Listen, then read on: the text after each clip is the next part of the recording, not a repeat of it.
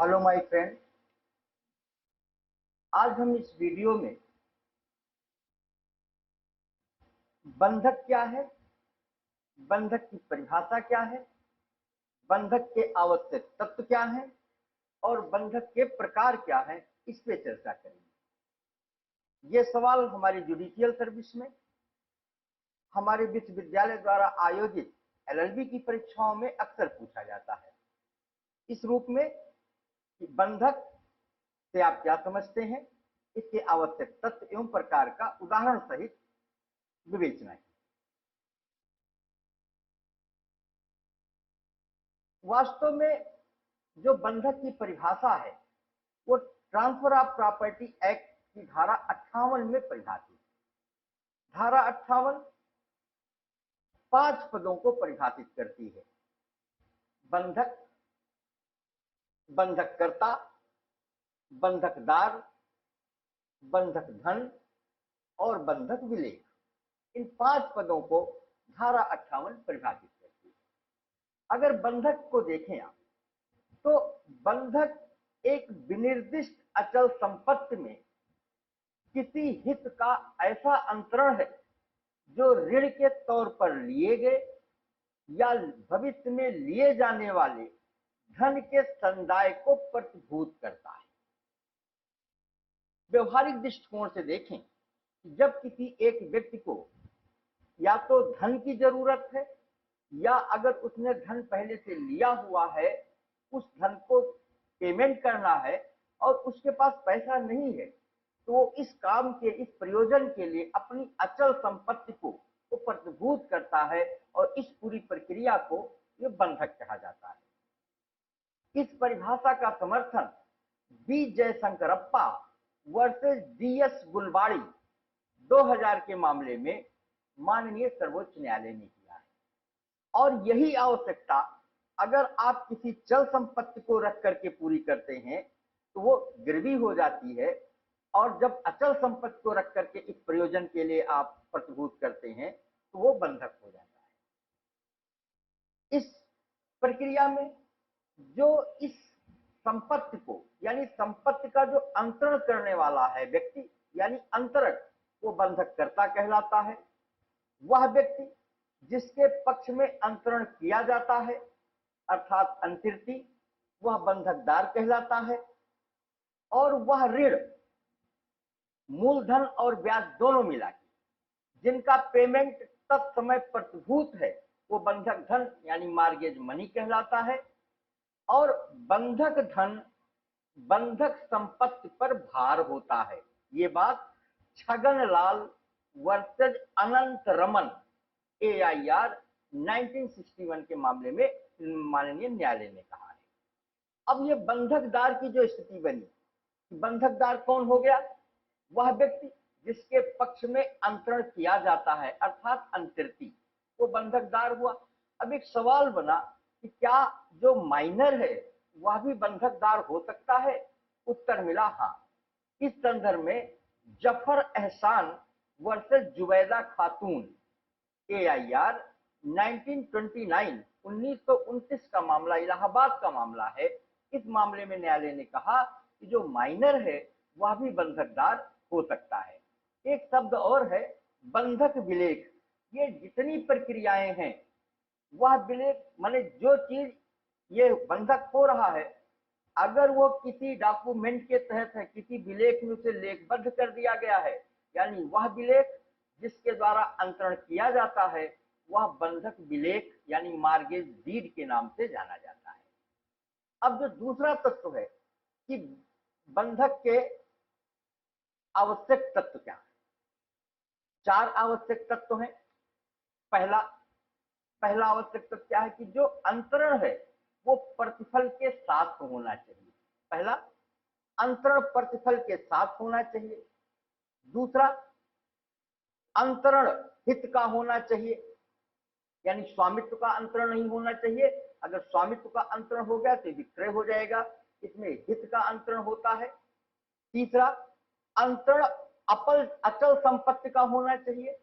मैंने अभी पहले भी कहा कि अगर आपको ऋण लेना है या ऋण लिए गए ऋण का पेमेंट करना है अगर आपने उसके संदर्भ में मूवेबल प्रॉपर्टी को प्रतिभूत कर दिया तो गिरवी हो गई, प्लेज हो गया, और अगर इमूवेबल प्रॉपर्टी को प्रतिभूत किया तो वो मार्गेज हो गया। इसीलिए तीसरा जो आवश्यक तथ्य अंतरण अचल संपत्ति का होना चाहिए, और अंतरण का उद्देश्य ऋण के संदाय, संदाय मीन पेमेंट, ऋण के पेमेंट का प्रतिभूत करना है। इस तरीके से ये चार बेसिक इसेंशियल एलिमेंट आपके ये मार्गेज हैं। अब एक सबसे महत्वपूर्ण जो इसका है कि काइंड ऑफ मार्गेज, बंधक के कितने प्रकार हैं। मूलतः 6 प्रकार के हैं। पहला सिंपल मार्गेज, सादा बंधक, सशर्त विक्रय द्वारा बंधक, इसमें कंडीशनल में मार्गेज, भोग बंधक, यूजफॉर्टरी मार्गेज, अंग्रेजी बंधक, इंग्लिश मार्गेज, हक विलेखों के निक्षेप द्वारा बंधक यानी बाई टाइटल डीड, और विलक्षण बंधक एनोमलिस मार्गेज। ये 6 प्रकार के बंधक हैं, बंधक के प्रकार हैं। अब हम एक एक बंधक की विशेषताएं, उसमें क्या बंधककर्ता के अधिकार हैं, क्या बंधकदार के अधिकार हैं, उस पे हम चर्चा करेंगे और समझने की कोशिश किया जाएगा। नंबर 1 भोग सादा बंधक, सिंपल मार्गेज। अब सिंपल मार्गेज क्या है? अब सादा बंधक को उत्तर प्रदेश में रेहन, आहर, मुश्तगरक के नाम से जाना जाता है, यानी उत्तर प्रदेश में इसको रेहन के नाम से भी जाना जाता है।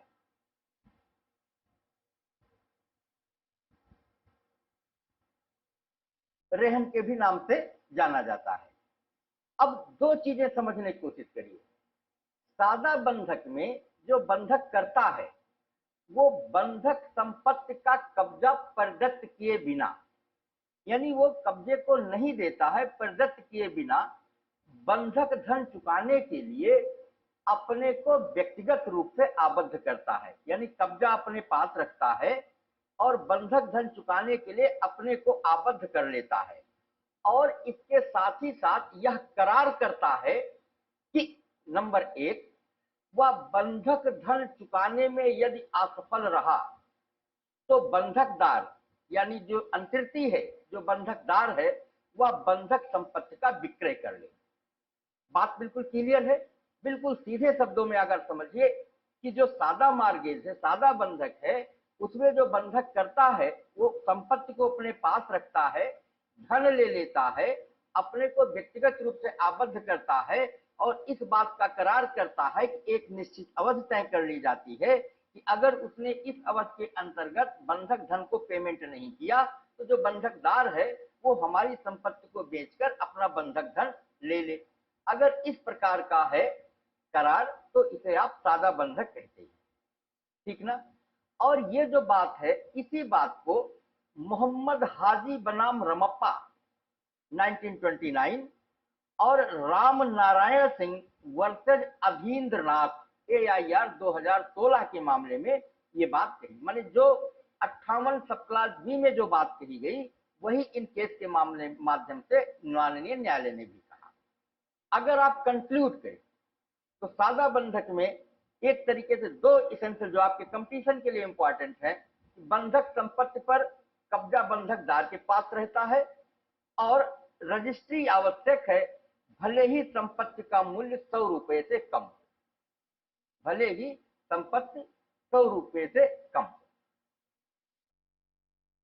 यानी बंधक संपत्ति पर कब्जा बंधकदार का बना रहता है, वो संपत्ति को अंतरित करता है। इसके बाद इन शर्तों के साथ तो अगर उसने पेमेंट नहीं किया तो क्या हो जाएगा, वो उसको विक्रय कर ले। दूसरी स्थिति बनी सशस्त्र विक्रय द्वारा बंधक, सशर्त विक्रय द्वारा बंधक। इसका प्रोविजन सेक्शन 58C में है, सेक्शन 58C में है।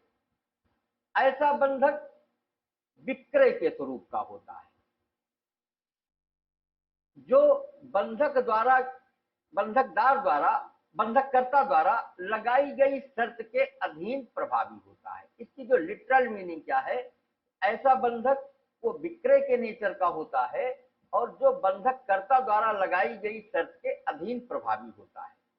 अगर आप इसके इसेंशियल एलिमेंट को देखें तो वह विक्रय के जैसा होता है, यानी बंधक संपत्ति का एक दृश्यमान आभासी ये विक्रय होता है, और वो विक्रय निम्न शर्तों के, मानी कुछ शर्तें हैं उसके अधीन होती। पहले कि निश्चित तारीख पर यह धन का संदाय नहीं हुआ तो इस विक्रय को, यानी जो दृश्यमान विक्रय है, इसे वास्तविक विक्रय मान लिया जाए।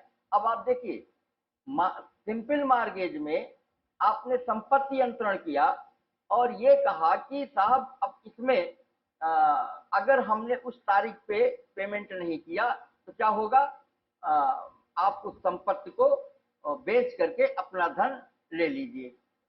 सशर्त मार्गेज में क्या हुआ कि उसने ये केवल कह दिया कि हम विक्रय की तरह पूरी प्रक्रिया कंप्लीट कर दे रहे हैं, अगर हमने निश्चित तारीख को धन पेमेंट नहीं किया तो उसे आप एब्सोल्यूट सेल मान लिया जाए, इस शर्त के साथ हो गया।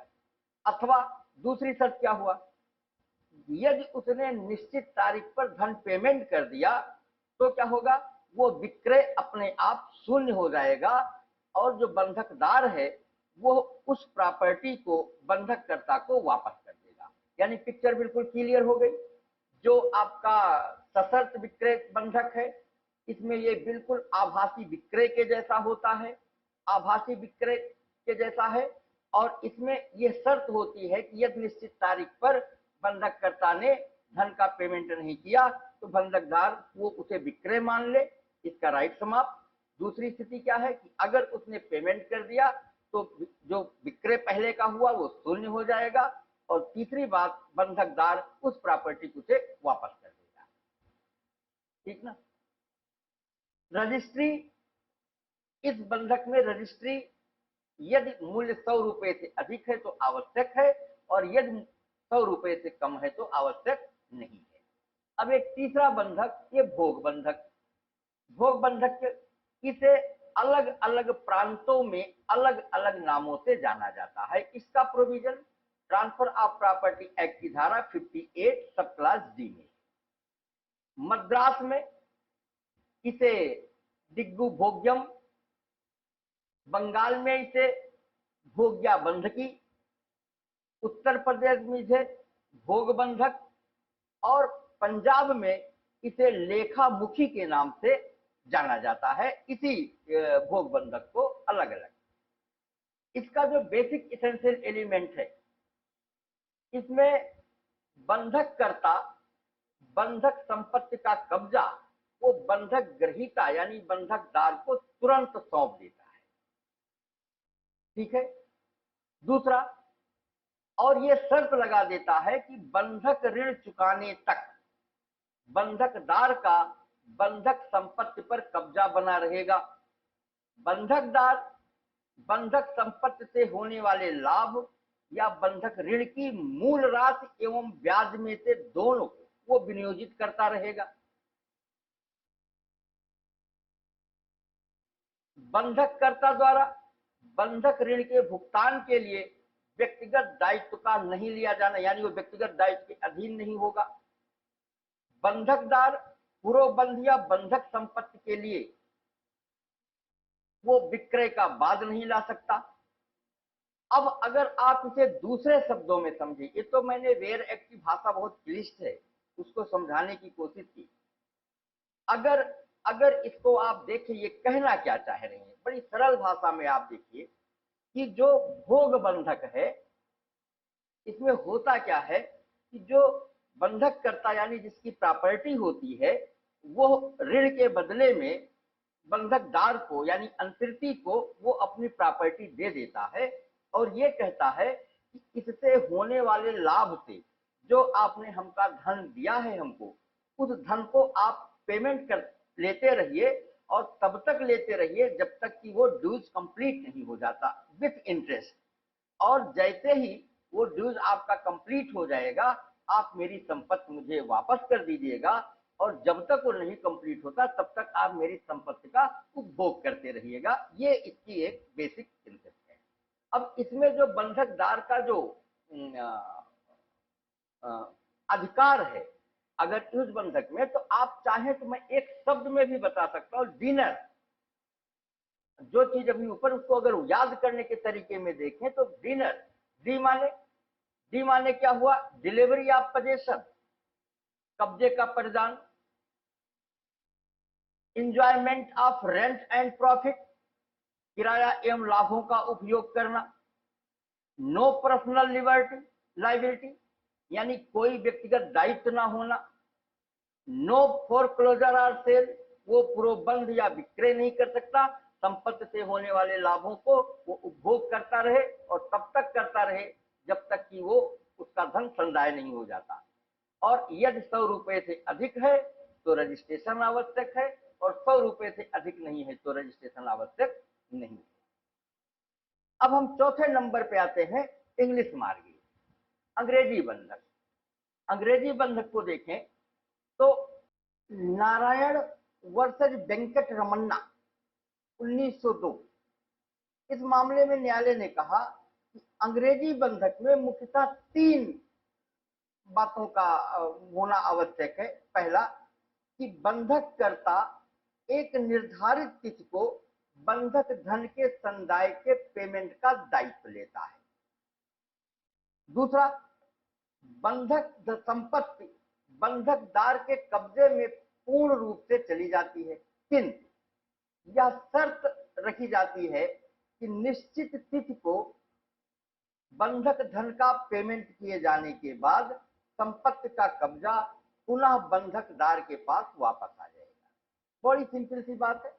एक व्यक्ति होता है, वो अपनी संपत्ति को बंधकदार को दे देता है, उसके बदले में ऋण ले लेता है और ये तय कर लेता है कि एक निश्चित तारीख को वो बंधक धन का पेमेंट कर देगा, और उस तारीख को पेमेंट करते ही बंधकदार उस संपत्ति को, यानी बंधकित संपत्ति को, वो बंधककर्ता को वापस कर देगा।